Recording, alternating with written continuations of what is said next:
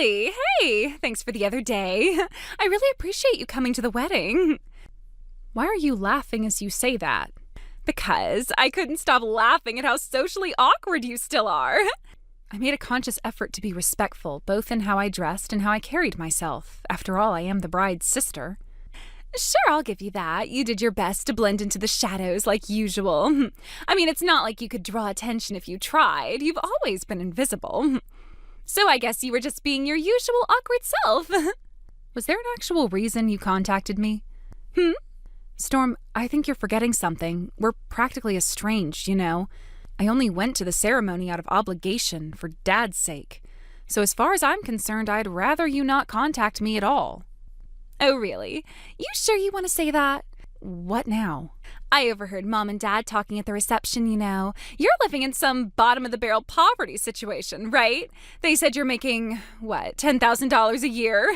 That's like $800 a month. How are you even surviving on that living alone? You must be in some real dump of an apartment. Wait, $10,000 a year? Where did that number even come from? Like I said, I overheard them talking. I seriously don't recall them saying that. 10 grand a year is practically NEET level, sis. Meanwhile, look at me. I've married a rich guy who works at a major company, and I'm living the dream as a full-time housewife. I don't have to work and still get to enjoy the luxurious life. Actually, you know what? Want me to give you some money? What? My husband's loaded. Covering the cost of a few basics so you can live like a human being isn't going to break our bank. I don't want your money. Don't be so proud. You can't possibly live on $800 a month. You're probably up to your eyeballs in debt just to keep the lights on. Sad little debt-ridden pauper. I'm giving you a lifeline here. Take it. No thanks. Doing anything you say is guaranteed to make my life worse. Oh, that's how you want to play it? Also, for your information, I'm not in debt, so you can relax. Are you sure about that? Think what you like. We're not in touch anyway, so I honestly don't care what you assume. You've always been so stubborn and hard to like. Then it's good I'm not trying to be likable. But deep down? What now? Be honest. About what? You want the money, right? I already said no. Well then, to my difficult little sister who can't admit when she's in need, I have a fantastic proposal for you. I don't need any proposals. Introduce me to a guy. What? Are you serious? Storm, you just got married. I know you've always had a thing for fooling around, but that's over now. You're married. Yeah, but my husband's such a boring, straight-laced guy, and he's so bland in bed. I'm bored to death. No excitement. I'm dying here. Didn't you get married knowing full well what kind of person he is? I was fooled by the looks and the paycheck, okay? So come on, hook me up with someone. Even if I wanted to, Just one guy, that's all I'm asking. You're being absolutely ridiculous. Come on, and make sure he's hot. I'm not doing this. Why not? Because I'm not about to help you cheat on your husband. It's just for fun. It's not my fault he can't satisfy me. He's the problem. Listen, that kind of stuff might sound casual to you, but the consequences, they're not. Whether you're single or married makes a huge difference when it comes to affairs. Get your act together. You sound so self-righteous. Living on your own for 10 years turned you into some arrogant little know-it-all, huh? You were always a brat, but now it's worse. Say whatever you want. This conversation is over.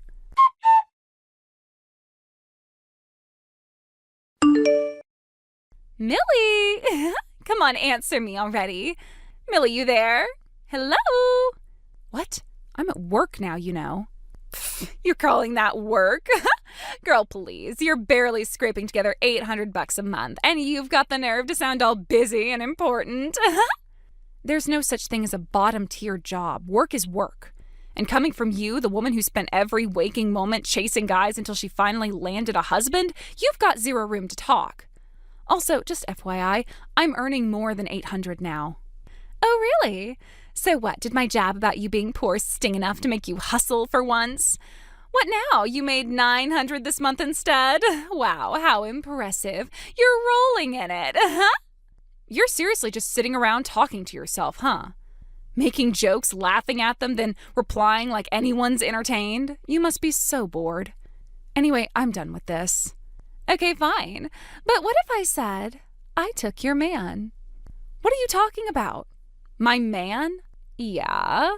Some guy walked out of that shabby little apartment building you live in, and I just knew he had to be yours. So I went and got a little friendly with him. I hope you don't mind. I'm sorry, what? First of all, my apartment isn't nearly as terrible as you make it sound. And second, it's got pretty tight security. Are you sure you're not confusing me with someone else? Tisk tisk, no need to pretend, sis. He told me himself you two were involved. And I gotta say, he was pretty great. Good looking, fun, knew how to handle things in bed. Exactly the kind of thrill I've been craving. Way more exciting than my straight-laced husband, that's for sure. Wait, are you telling me you actually slept with someone you think I'm dating? Relax, what's the big deal? You're my sister. So we shared a guy for a bit. No harm done, right? That is completely insane. I have no idea what guy you're even talking about. Oh, come on, don't play dumb. He said you were struggling financially too, so I figured why not help out? I handed him $30,000. You what? Mm-hmm. And since you were kind enough to introduce me to such a lovely guy, I figured I'd return the favor. Check your mailbox. There's $20,000 in there just for you, my way of saying thanks for the referral. You've got to be kidding me. You put $20,000 in my mailbox? Yep, so generous, right? Anyway, just wanted to let you know I'll be keeping your man now. He and I really hit it off. You are unbelievable. Oh, and just so we're clear, if you go crying to my husband about any of this, I will be asking for that money back. So think carefully before you do anything stupid. Bye!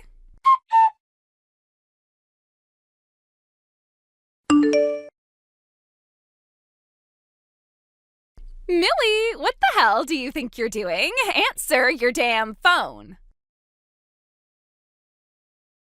What? What?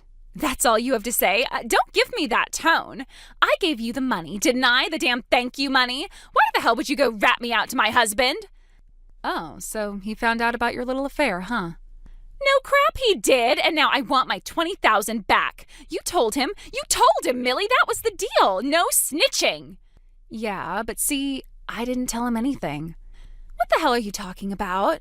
He came to me and asked for advice, that's it. Wait, he came to you? My husband went to you? Yeah, he said he wanted to talk about your cheating. What the actual hell? Why would he confide in you? You're just some broken bottom-of-the-barrel wannabe. Right, except I'm a licensed attorney with an annual income of $100,000.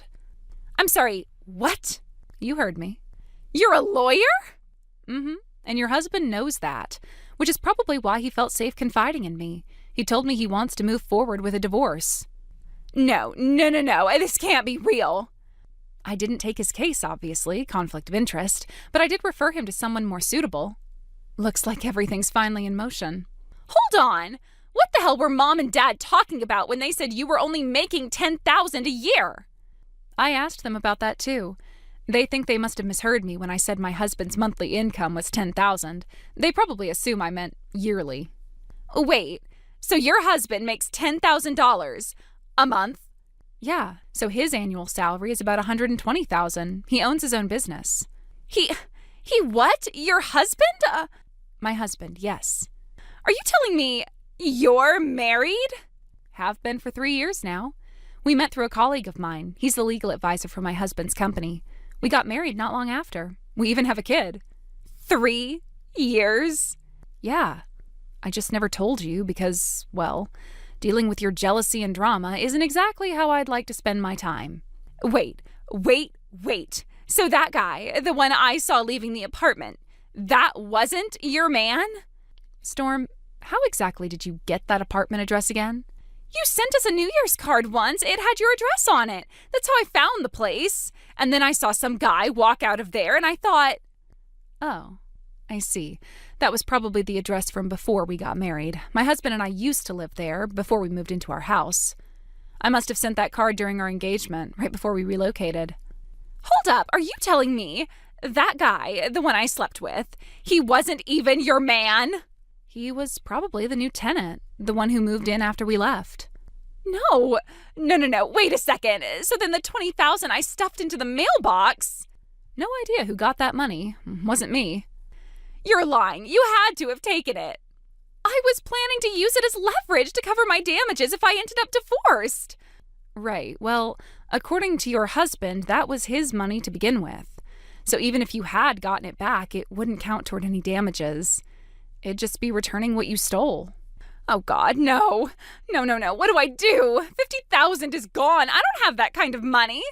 And that's not even the worst of it. What now?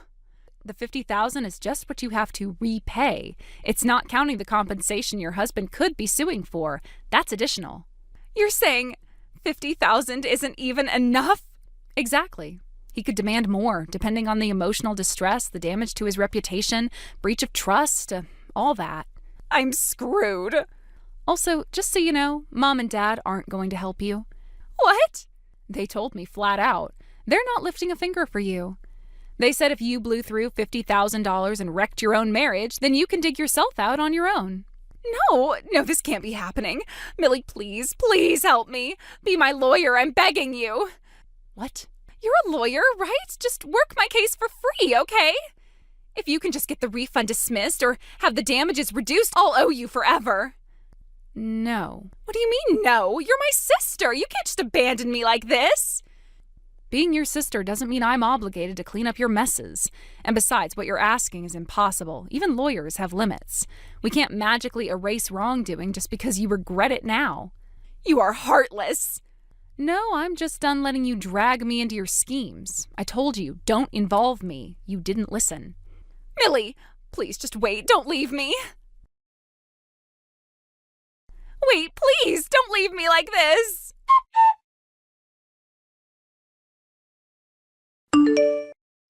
First, about the $20,000 that I had tossed into the apartment mailbox, it ended up in the hands of my sister's affair partner, the very person who had been living in that apartment. He found the money and, of course, squandered it. I couldn't believe it when I heard. It was as if the money had vanished into thin air, only to be wasted on things that were irrelevant. This affair partner of hers that had been told by my sister that she was a wealthy, single woman, it's hard to even imagine the level of deception involved in that. The lie she had been living was so far removed from the truth that it was almost comical, except for the fact that it was rooted in a situation so destructive. What made this whole mess even more complicated was that this man had no real interest in my sister's character or her feelings.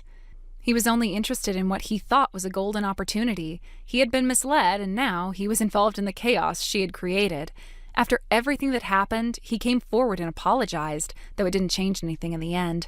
I suppose in a way it was too little too late. Still, after some back and forth, they reached an agreement on the standard amount for the alimony, just enough to cover the situation, with no grand gestures or any attempt to make things right beyond what was expected.